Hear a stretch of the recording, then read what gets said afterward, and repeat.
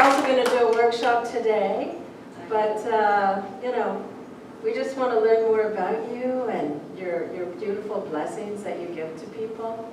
Thank you. Yeah, thank you. So I'm going to turn it over to you, and then if there's any burning question you have, raise your hand and we will ask her. And I don't promise to have all the answers. No, we don't, do we? My best. Yes, no problem.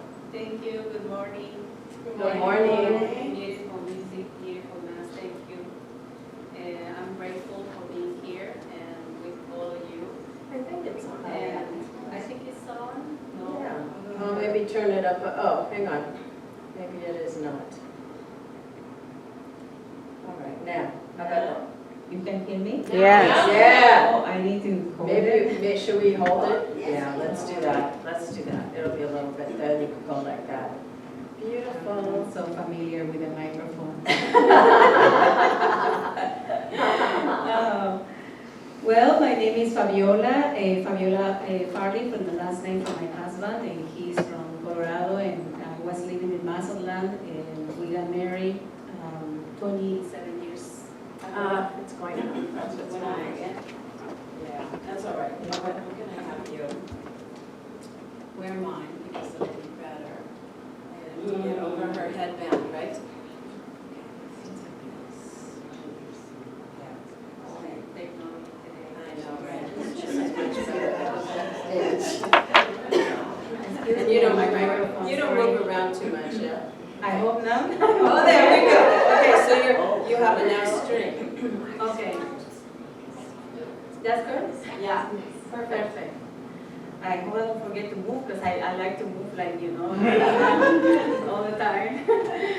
I moved from Mazatlan with my husband. We got married in Colorado, in Coronado, San Diego, and we moved 20 years ago. And then I moved and I went to university here and to school and to learn English first, and then, to the university. Graduated with double major with psychology and business management. But after that, I didn't know what I was going to do with that. And I needed to decide, and I had a call in my heart since I was born, I think. That's how I feel. And when I was growing up, I couldn't talk about it because I guess I didn't understand, or people didn't understand if I talk about it. So I just walk with Spirit, Holy Spirit walk with me. And Master Jesus chose with me many times in my life, and very important. And they let me grow, and in certain places in my life, Jesus will talk to me. When I was little, will instruct me, and it will give me stories about the truth. And then I, graduate, and then I said, well, I have this call in my heart, what I want to do with it. I wasn't agree with the psychology protocols and the agencies or anything. I feel that they needed an equation that it was about love and spirituality. And in that time, and it was just my heart jumping, and I was just I couldn't hold my breath. It was like too tight for me.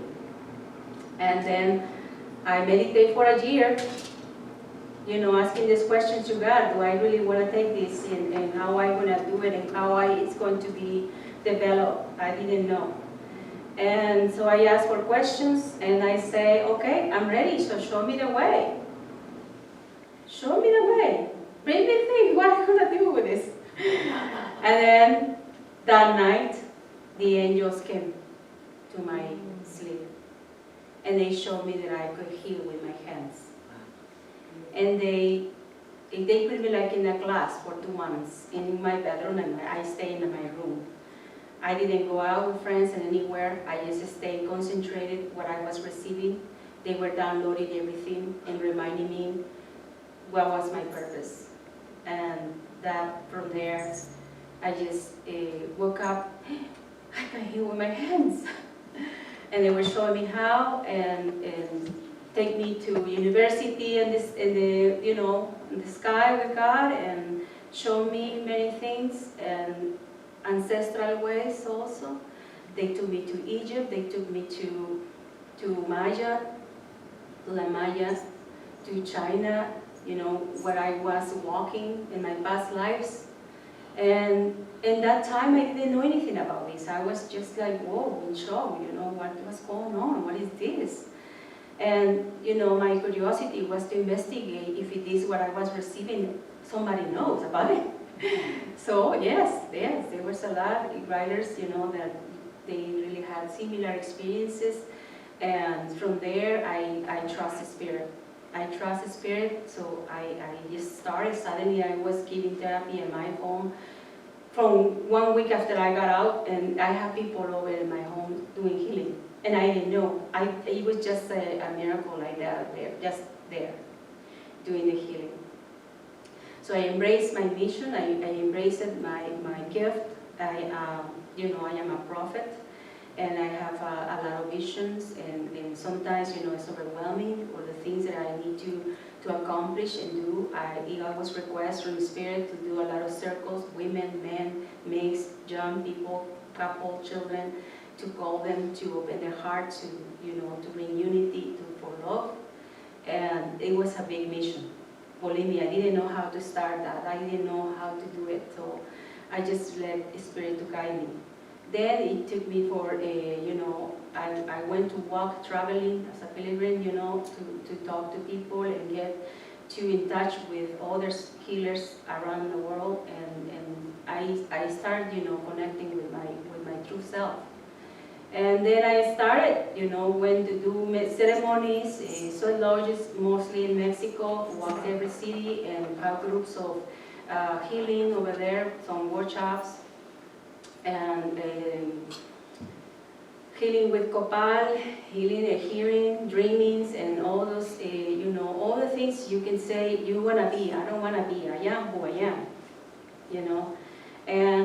And that's, I just let Spirit to talk. I just let Spirit to practice with me, and I said, okay, I'm here, I'm available.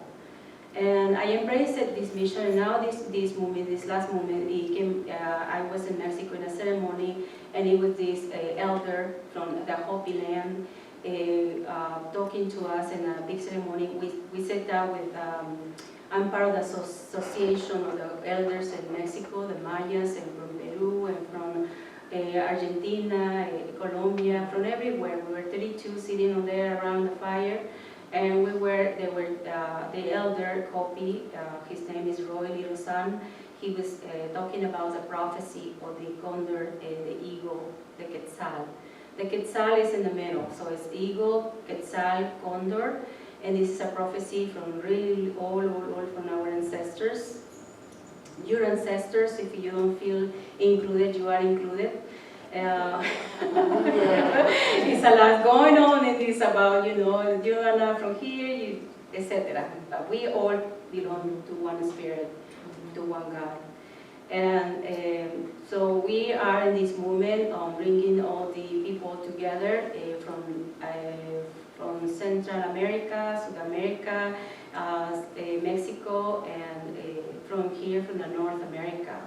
And this is a cane. It is called with feathers, and in the prophecy it says with nine feathers from the South America is the condor. It comes to place it in a cane.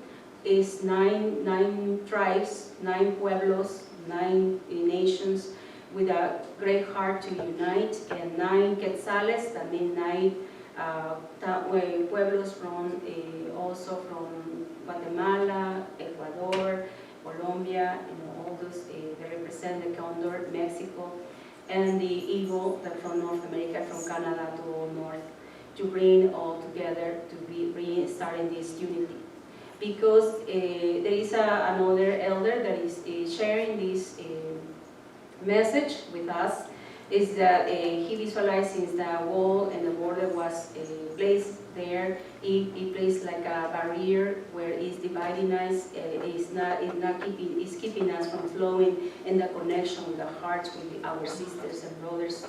And so he's suggesting that we should go and do a marathon or walk there around by the wall, by the border to do healing in there, to undo that barrier, spiritually talking here.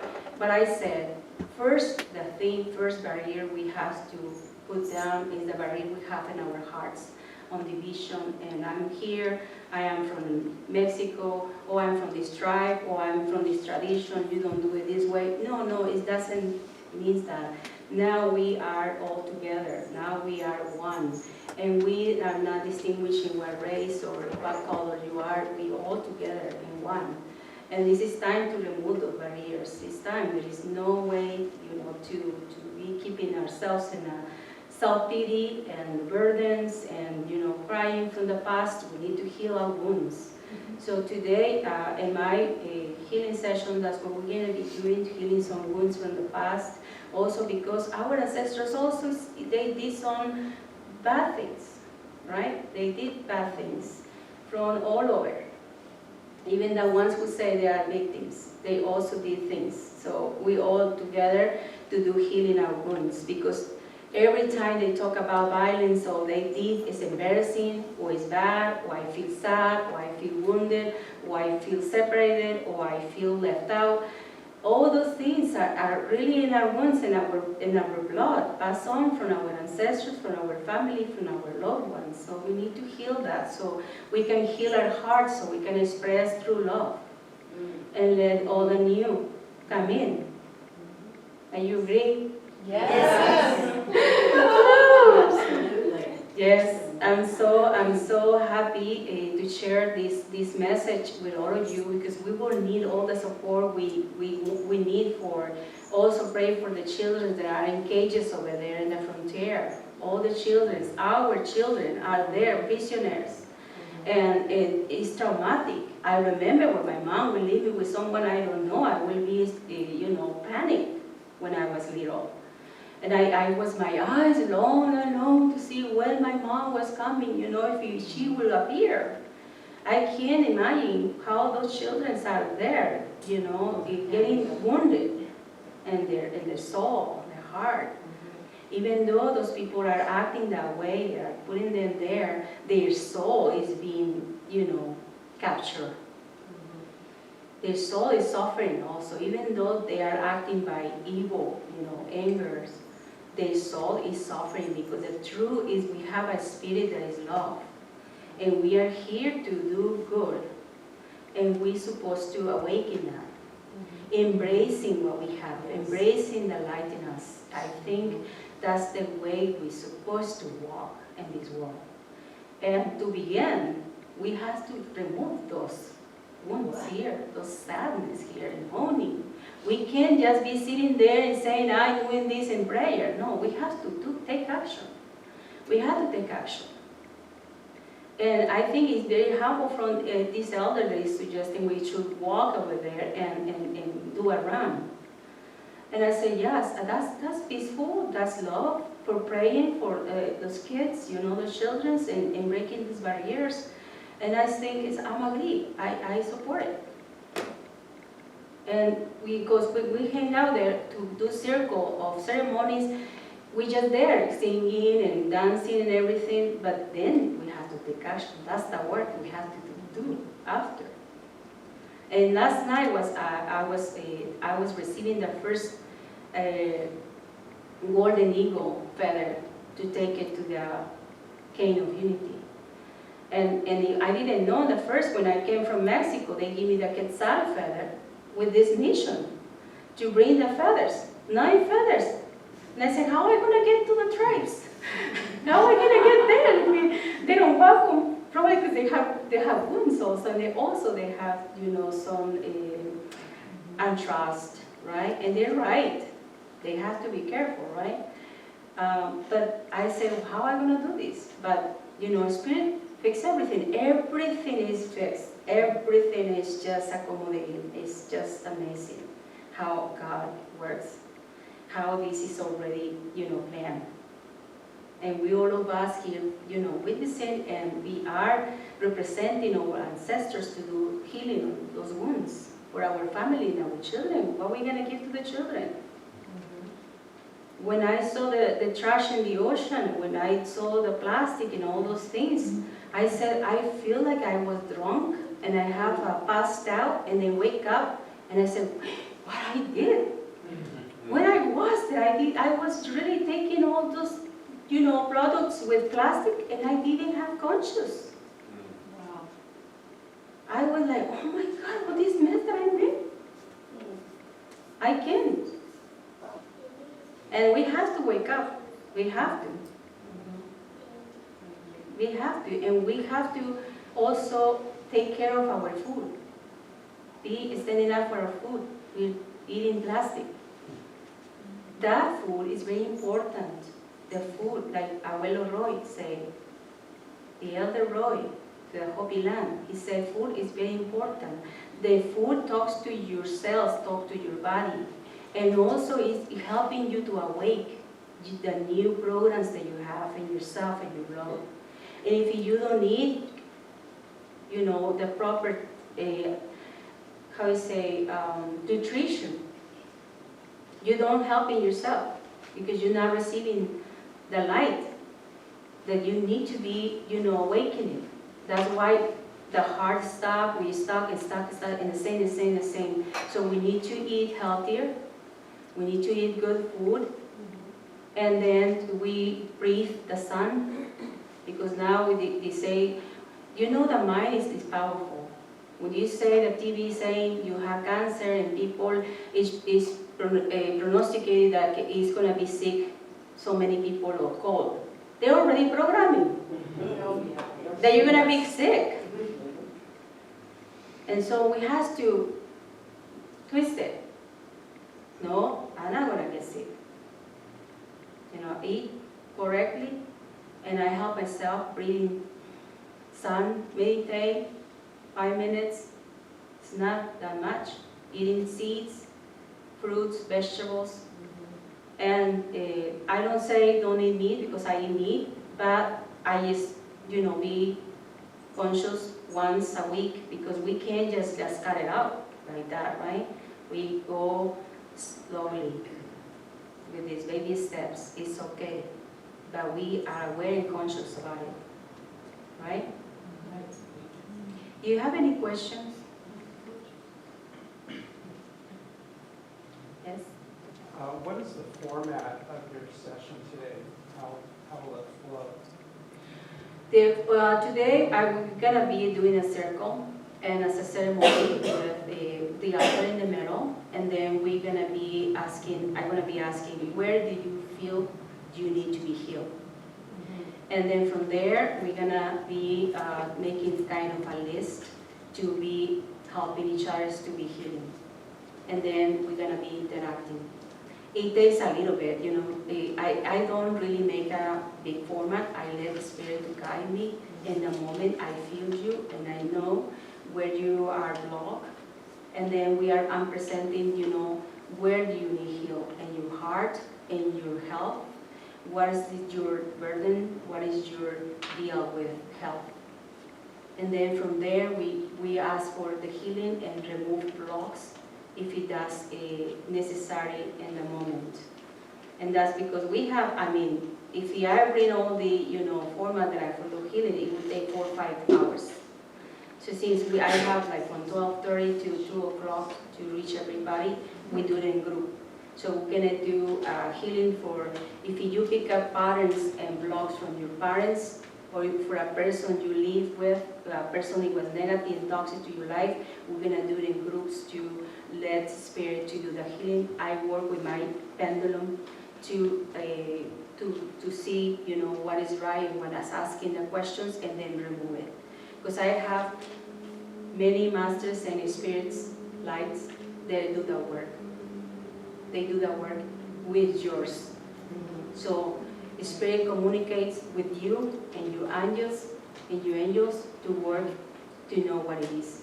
So it's good to, we're gonna be doing a meditation, to be in peace and to be opening a little bit your senses to you start feeling your healing. It's very important that you feel the healing. It's very important that you visualize, to open up. If you're not opening, we also heal that for you to start opening, okay, to detox. It is recommended to drink water, plenty of water, you know, and maybe not eat meat after 3 days, so you detox and start the process. It really does work.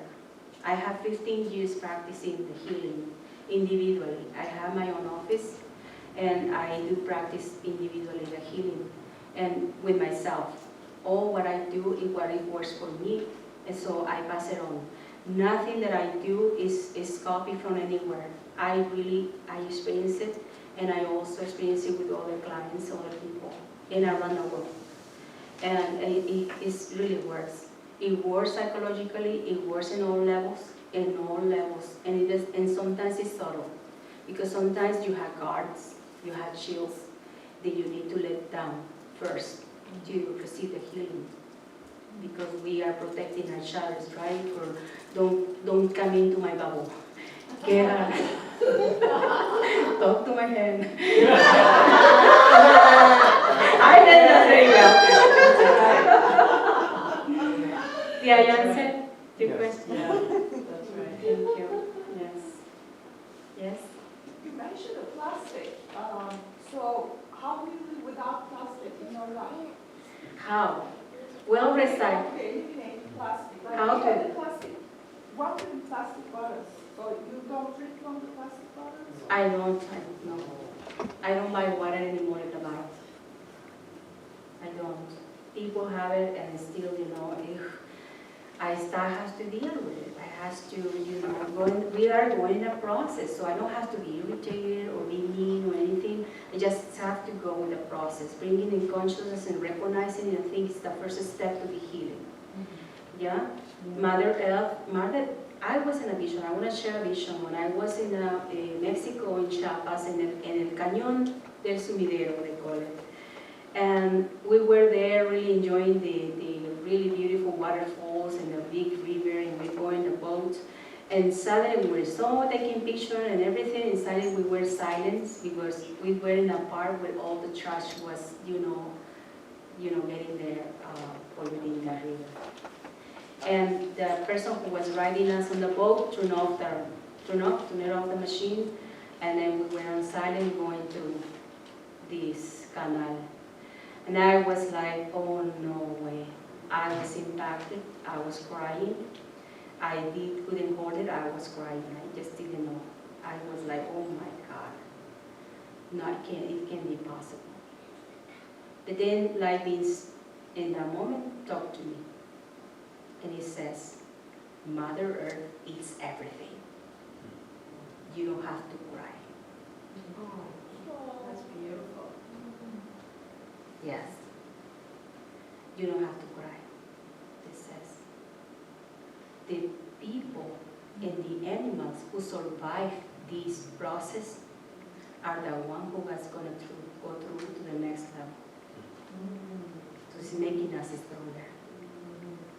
To visualize beauty and do something right now.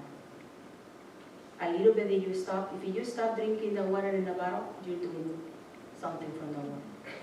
You don't need to stop anybody else, just stop yourself. And that's how you heal. That's how we heal. And the moment you do something, we connect to the conscious, the collectivity, and we start sending a message. Because we radiate in different light. And the people who is with us, in our family, community, is receiving this light. Just by your presence. Just by your presence, you're doing the healing. You don't have to say anything. Just the way we walk. And it was very amazing, the message they gave me. And it was very, very powerful. Because I visualize a volcano, explode, how it takes everything. The new land started growing. I went to Hawaii and I see the cars going down there, and it's new, your neighborhoods is already disappeared. And now the stop signs is just like a little sign outside, and it's a new land coming. So he said, don't worry about that. visualize the good, visualize the beauty, the healing. And I was so grateful for that message. Yes, Thank you. thank you. So Fabiola, I heard what you said about we have to heal ourselves first, is Yes. what we believe too here. And when we do that, we create more light, don't we? Yes, we shine it. We shine it in just walking in a room. If you're doing that on your own, just walking anywhere you go, you are passing the light, you're healing others. We decodify. Is we are like a computer and we have, tentacles and touching the other one. You know? Or if you want to hear like a hummingbird, that's what we do. That's what we do. And be safe and be happy that you're doing that because you're all here. Yes. Yes, Roxy. Could you tell them about the hummingbird thing? That he came over here? Yes. Whoever was here, there was, what day was that? It was some holiday. A hummingbird was in here for like yes, about yes, 2.5 to 3 hours. Yes. And Yes. the name of their group is the Golden Hummingbird Group. Yes. Oh my gosh. Yes, it's the golden And hummingbird Roxy, circle. I was singing the song that had a line, the last line of it was, "And hummingbirds do fly." That's That's right. Wow. Wow. Yeah, and it was it was a message for us and for you that we sharing and bringing it here. When I was working with my circle, a meditation circle for 2 years. There is 2 over here. I said, "You guys are my guardians right here." And I say, okay. We say, I need to go out. And he says, yes, you need to go out because other people need to benefit from your healing and from your work that you're doing in our meditation. And I say, oh, okay, yeah, but I need to get a place that is welcome, our energy, is welcome our circle, and embrace this, medicine. And suddenly, it was the moment that I needed to come and get in touch with Marion and Roxy here in this place, beautiful. We were standing over there, sat outside, nobody was here, and then somebody come out and said, oh, somebody's there. And then I knocked the door, and then she's Roxy there. And I was like, yes, I'm here. And then I said, the hummingbird was like, oh, the hummingbird was here like 4 hours.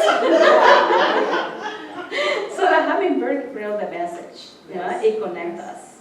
And I will say something else about the hummingbird. It's another very interesting vision and moment that it happened in Peru. I was in the Lake Titicaca going to Tacuile and for a spiritual also walk, right? And I was there on the lake in a boat. Inside I started falling asleep. I never sleep. I'm very active. And that time I was just feeling like I was like, oh, because I know my masters and my teachers were working with me spiritually. So I fall asleep. Inside I saw a bird on my leg. And it was looking at me like this. It was brown, so it was a female. Right? So I say, oh my God, there is that bird right there. And I open my eyes like, oh, there is no bird right there. So I fall asleep again and I saw the bird later. The bird is standing on my leg. Inside it did like this on my energy. And I was like, ooh, it shake all my energy, my body and everything, It's like, oh my God, what is this? And I keep it in my mind, this is a message. And I know the spirit guides are showing up here. And I went back to the town in Tuliaca, and Puno, Peru. And I started asking, do you know this bird? I started describing it because it had the tail like this open, the tail. And I said, do you know this bird that is brown and like this? And he says, no, I don't know. And suddenly we were having breakfast and I saw on the pillar and there is the bird painted. Oh, And it was the hummingbird from the Nazca lines. So it was the colibri, the ancestral colibri that was there. We call it colibri hummingbird. And so the message was like, we need to net the network, bringing all the colibris, all the hummingbirds together, bringing the message, that what I'm saying. Wherever you go, you are like a hummingbird, tapping in their energy and activating people. That's how the hummingbird show up, and they give me the message and also activating me this way. That I needed to speak, that I needed to talk, that I needed to bring message to people of love, getting together. That's the hummingbird. That's why I fell in love with a hummingbird. And then I look for this history about hummingbird in Peru. They have this story. They say that condor go to God and bring the message to the people. And flies high and go in front of God, and the condor just go like this and talk to God. Doesn't look in front of him. So the hummingbird was like, I want to talk to God. I want to go fly up there, very high, like the condor. And he was thinking, wow, I'm going to do it. How am I going to do it? And he said, got a plan. So there is that, excuse me. And then it's the ancestors praying again.